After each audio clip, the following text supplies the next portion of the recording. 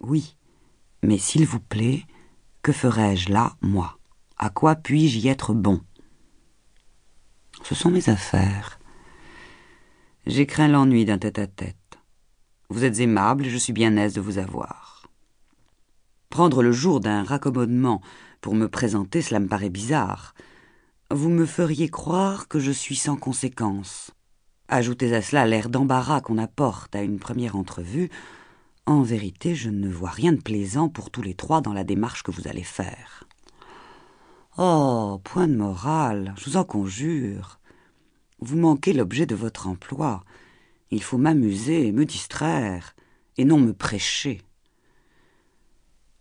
Je la vis si décidée que je pris le parti de l'être autant qu'elle. Je me mis à rire de mon personnage et nous devînmes très gais. Nous avions changé une seconde fois de chevaux. Le flambeau mystérieux de la nuit éclairait un ciel pur et répandait un demi-jour très voluptueux. Nous approchions du lieu où allait finir le tête-à-tête. On me faisait, par intervalles, admirer la beauté du paysage, le calme de la nuit, le silence touchant de la nature. Pour admirer ensemble, comme de raison, nous nous penchions à la même portière. Le mouvement de la voiture faisait que le visage de Madame de T et le mien s'entretouchaient. Dans un choc imprévu, elle me serra la main, et moi, par le plus grand hasard du monde, je la retins entre mes bras. Dans cette attitude, je ne sais ce que nous cherchions à voir. Ce qu'il y a de sûr, c'est que les objets se brouillaient à mes yeux, lorsqu'on se débarrassa de moi brusquement et qu'on se rejeta au fond du carrosse. Votre projet, dit-on après une rêverie assez profonde, est-il de me convaincre de l'imprudence de ma démarche? Je fus embarrassé de la question. Des projets? Avec vous? Quel du prix? Vous les verriez venir de trop loin, mais un hasard, une surprise, cela se pardonne.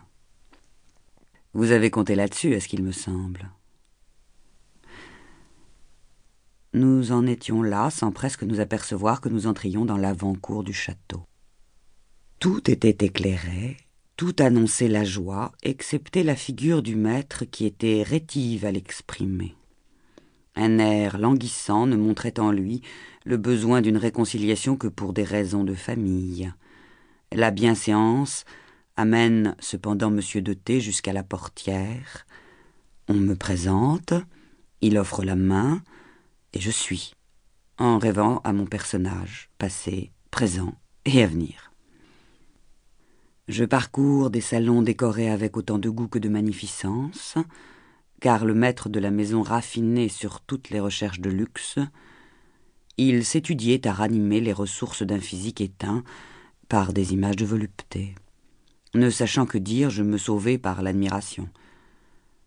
La déesse s'empresse de faire les honneurs du temple et d'en recevoir les compliments.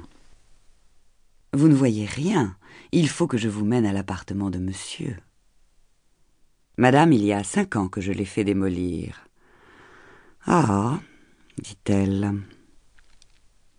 À souper, ne voilà-t-il pas qu'elle s'avise d'offrir à monsieur du veau de rivière, et que monsieur lui répond, Madame, il y a 3 ans que je suis au lait. Ah, dit-elle encore.